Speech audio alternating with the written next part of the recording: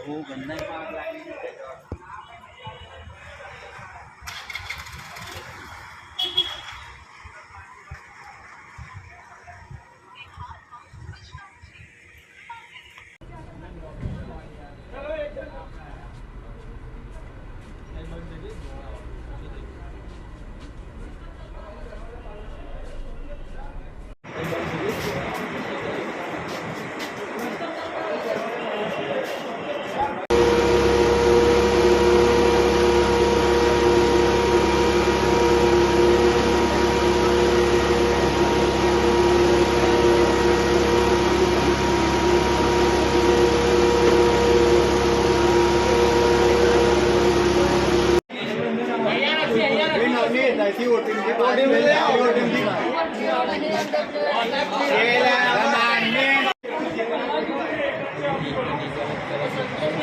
हाँ हाँ हाँ यहाँ छू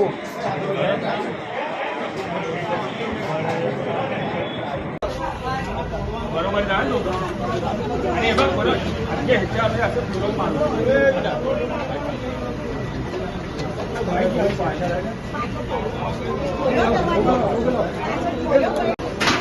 अंदर जाए तो नीचे खाली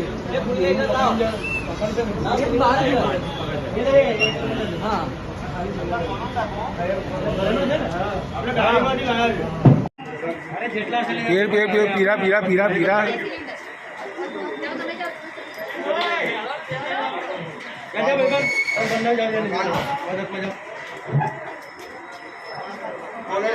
बंद ना करीश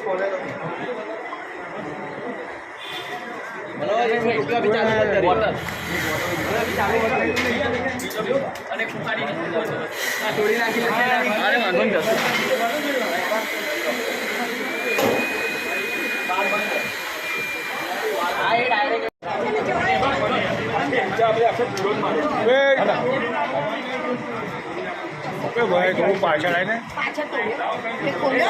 પાછળ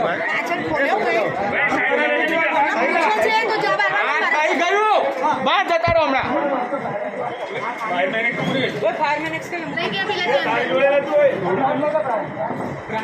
બ્રાન્ડ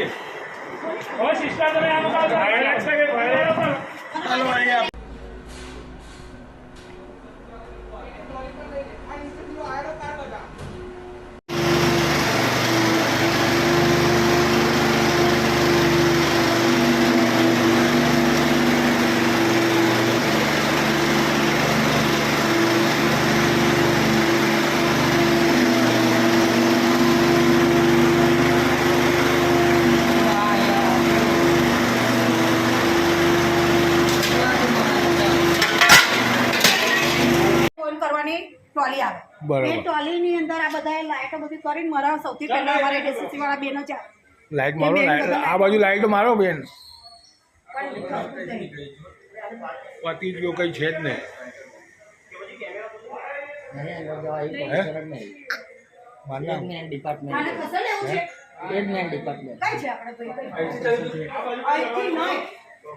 અહીંયા દરવાજો જ નથી ભાઈ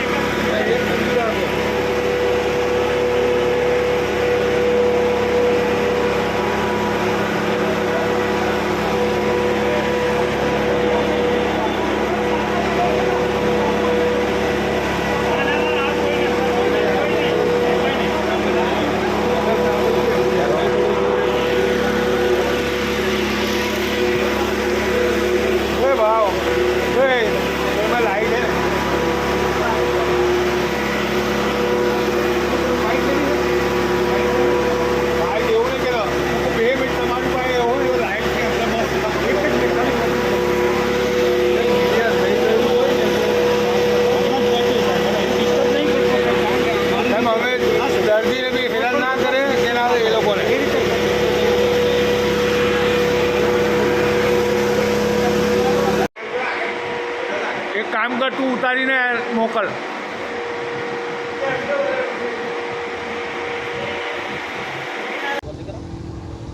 જી શું કોલ મળવા પામ્યો?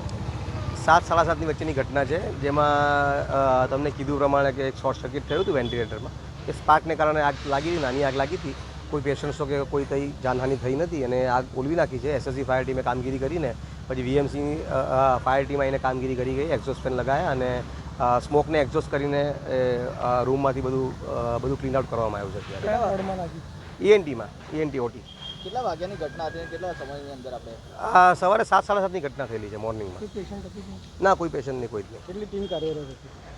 અમારા એસએસસીના ફાયરમેન જે છે 11 ફાયરમેન, 11 થી 12 ફાયરમેન બધા જ હતા અને વીએમસીમાંથી ફાયર ટીમ આવી હતી સવારે, એ બી હતી કામની. કયા સાધનો દ્વારા આગ બુઝાવવામાં? અને એક્સટિંગ્વિશ મીડિયા અને જે ફાયર ફાઇટિંગ ઇક્વિપમેન્ટ્સ યુઝ કરવામાં આવે છે સ્મોક કાઢવા માટે, એક્ઝોસ્ટ ફેન ને બધું, એના એ યુઝ કર્યા હતા અને બારી બારણા તોડવા માટે ફાયર એક્સને યુઝ કરવામાં આવ્યો. આપણું શું નામ? કરણ પરબ, ફાયર સેફ્ટી ઓફિસર. વિભાગમાં આગનો બનાવ બનવા પામ્યો છે કે સમગ્ર મામલો? ENT વિભાગ નહીં, પણ ENT વિભાગના ઓટીમાં જે ઘટના બની છે એ ઘટના એવી રીતે બની છે કે ત્યાં કંઈક શોર્ટ સર્કિટ થયું હશે અને સ્વાભાવિક છે કે વાયર જતા હોય, એસી હોય, ઇલેક્ટ્રોનિક આઇટમો હોય એટલે અને ફાઇબરનું મટીરિયલ હોય એટલે શોર્ટ સર્કિટથી એમાં જે ધુમાડા નીકળવા માંડ્યા અને એ ધુમાડા નીકળતા અમારી જે ફાયર સેફ્ટીની સિસ્ટમ છે એ સિસ્ટમ પ્રમાણે ત્યાં મોક ડિટેક્ટર લગાવેલા છે અને મોક ડિટેક્ટર લગાવેલા હોવાથી તાત્કાલિક એલાર્મ વાગી અને એલાર્મ વાગી એટલે ખ્યાલ પણ આવ્યો કે કઈ જગ્યાએ આ બન્યું છે. એટલે તાત્કાલિક અમારા જે ફાયરમેન ફરજ પર હોય એ અને ફાયર ઓફિસરો તાત્કાલિક ત્યાં ઘટના સ્થળે પહોંચી ગયેલા છે અને અમારી પાસે જે ઉપલબ્ધ બધા ફાયર સેફ્ટીના સાધનો સાથે એટલે ત્યાં આગ લાગવા નથી દીધા. એટલા બધા ધુમાડા નીકળ્યા હોય એ ફાઇબર ને પ્લાસ્ટિક ને એનું જે બધું શોર્ટ સર્કિટને લીધે થતું હોય એમાં બહુ બધા ધુમાડા નીકળ્યા એટલે હજુ આગ શરૂ થાય એ પહેલાં અમારા ફાયર સેફ્ટી મેન અને ફાયર ઓફિસરોએ ઇક્વિપમેન્ટ સાથે બધું કાબૂ મેળવેલી લીધેલું છે અને કોઈ વધારે પડતું નુકસાન થવા નથી દીધું. અને ત્યાં સવારનો સમય હોવાથી હજી ઓટીમાં દર્દીઓ પણ નહોતા આવ્યા એટલે ત્યાં કોઈ જાનહાનિ પણ થવાનો સંભવ હતો નહીં. એટલે સમય સૂચકતા વાપરી અને આપણી જે ફાયર સેફ્ટીની સિસ્ટમ લગાવેલી છે એના લીધે આપણે મોટી દુર્ઘટના થતી અટકાવી શક્યા છીએ. કેટલી ટીમ છે આપણી એસએસજીની ફાયરની આપણે વાત કરતા? આપણી પાસે ફાયર ઓફિસર છે અને એમની નીચે છે તે ફાયર મેન મૂકવામાં આવ્યો છે ને એ રાઉન્ડ ધ ક્લોક હોસ્પિટલમાં ફરજ નિભાવે છે. આગ કેવી હતી? સામાન્ય હતી? એટલે ધુમાડા હજુ નીકળેલા એટલે આગ તો હજુ શરૂઆત જ નહોતો પણ મેં એટલે જ કહ્યું ને કે મોક ડિટેક્ટર એટલે આગ લાગતા પહેલાં થોડો કંઈ ધુમાડો નીકળે ને એને ડિટેક્ટ કરી અને એ જાણ કરે અને એના લીધે આગ શરૂઆત થઈ જ નથી અને આગ લાગી જ નથી અને ધુમાડા નીકળતા હતા ગોટા ગોટા અને એના લીધે અમારી સિસ્ટમ કાર્યરત થઈ ગઈ અને સિસ્ટમે કાબૂમાં લઈ લીધી. એટલે સ્વાભાવિક છે કે હવે આમાં કેવું છે કે અમારી પાસે સિસ્ટમ છે પણ આના એક્સપર્ટ છે એને તાત્કાલિક અમારે બોલાવી લેવાના હોય એટલે આવી જેવી ઘટના બની એટલે એ સિસ્ટમ અને વહીવટનો ભાગ છે કે સંબંધ કરતાં બધાને જાણ કરી દેવાની હોય. અમે છે તે મેડિકલ ટેકનિકલ છીએ એવી રીતે ફાયર સેફ્ટીના જે ટેકનિકલ પર્સન હોય તો અમારે રાખેલા પ્લસ કોર્પોરેશનને જે ફાયર આખી સિસ્ટમ છે એને દરેકે જાણ કરવાની એવી પ્રમાણે અમે પણ જાણ કરી છે ને એ લોકો પણ આવી પહોંચેલા. ફાયર વિભાગ દ્વારા મોક ટેસ્ટ કેટલી કરવામાં આવે છે? અમે મોક ડ્રીલ કરીએ છીએ અને અત્યારે છે તે આખી ફાયર સેફ્ટીની NOC લેવાની પ્રક્રિયા ચાલી રહી છે. અમે અમારા સ્ટાફને ટ્રેનિંગ પણ આપેલી છે કે આવી ઘટના બને તો કેવી રીતે તાત્કાલિક કામગીરી કરવી.